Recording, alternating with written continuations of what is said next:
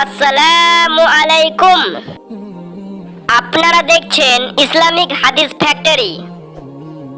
শুরু করছি আজকের হাদিস।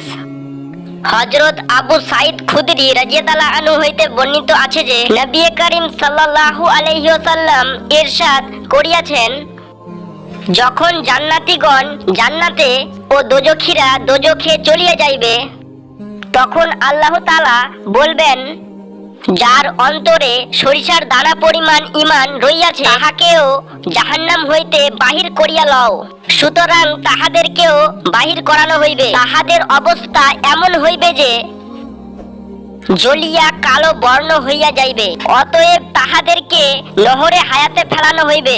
তখন তারা এমন ভাবে মুহূর্তের মধ্যে সজীব হইয়া বাহির হইয়া আসিবে, যেমন পানি ও সারের কারণে অতি অল্প সময়ে অঙ্কুরিত হইয়া আসে।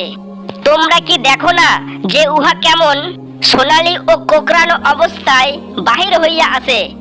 যাদের অন্তরে সরিষার দানা পরিমাণ ঈমান রইয়াছে তাদেরকে এইভাবে বের করানো হইবে। এই হাদিসটি বুখারী শরীফে লেখা আছে। আশা করি এই হাদিসটি আপনারা বুঝে গেছেন। এরকম আরো ভিডিও দেখার জন্য এই চ্যানেলটিকে সাবস্ক্রাইব করুন।